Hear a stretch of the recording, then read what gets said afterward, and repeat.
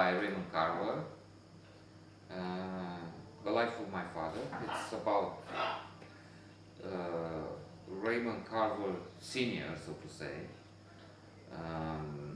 and we learn a few things about the author, and especially his pal, obviously. They had the same name, Raymond Carver. In fact, Raymond Carver Jr., and that's a name they used. His father also called him Junior up to the age of 10 or 11, I can't remember which, when he warned his father that he will not answer that name anymore. So his father started calling him Doc, and that's what he called him until he died. The father was, from what I can see, a nice man, even if there is an issue. Well, there are a few, but one of them is that he drank a lot. In fact, when he met Raymond Carver, the author's mother, he was drunk. His mother was saying, "I don't know why I listened to him." And he was also, from what the mother says, a womanizer. He had a girlfriend before they married. He always had a girlfriend, and he had a girlfriend after he got married. She found in the car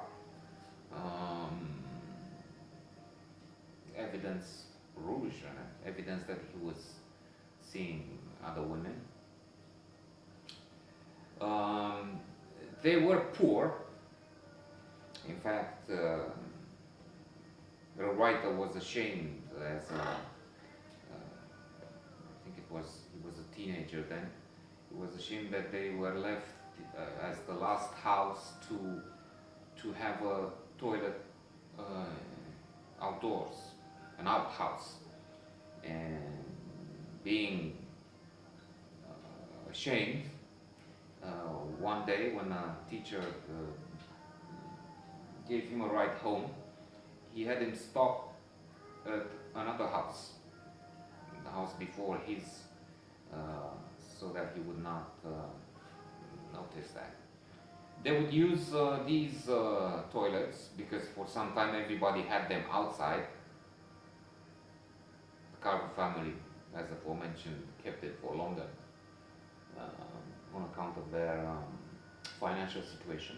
And they used those outhouses for practice.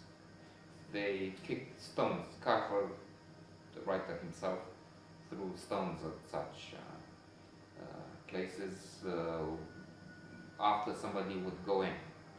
Their own outhouse was moved at times as a joke, and his father had to get some help to move it back. I remember also a scene when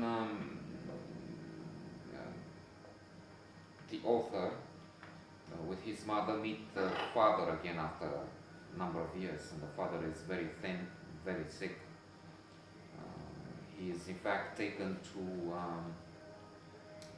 hospital, and he's given electric shocks. That's what they used back then. We know that from One Flew Over the Cuckoo's Nest, and other sources, obviously.